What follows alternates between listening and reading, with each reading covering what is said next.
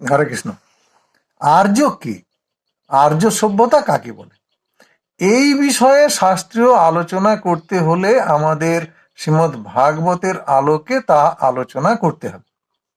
শ্রীমদ্ ভাগবতের তৃতীয় স্কন্ধের 33তম অধ্যায়ের 7 নম্বর শ্লোকে, যেখানে শ্রী দেবহূতি দেবী ভগবান শ্রী কপিল দেবকে বলছেন, সেই শ্লোকে বলা হয়েছে, অহোবত সপচত গৌরিয়ান যজ্জিহাগ্রে বর্ততে নাম তুভ্যম তে পুস্তপস্তে জুহুবু শশনুরার্যা ব্রাহ্মণুচূর্ণাম গৃণন্তি যেতে।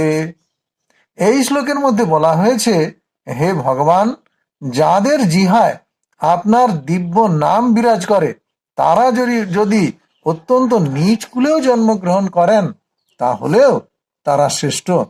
যারা আপনার নাম কীর্তন করেন, তারা নিশ্চয়ই সব রকমের তপস্যা, যজ্ঞ, তীর্থ স্নান, বেদ পাঠ ইত্যাদি করেছেন, সুতরাং তারাই আর্য নামে পরিচিত।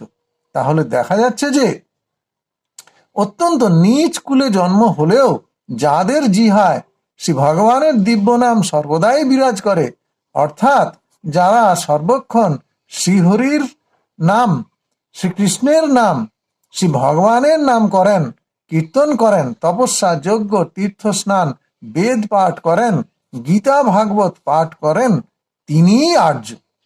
আর এইসব আর্যদের দ্বারা গঠিত সভ্যতাই হলো আর্য সভ্যতা।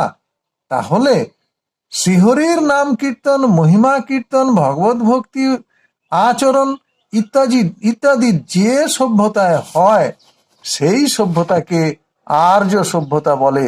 হরি বল, হরে কৃষ্ণ।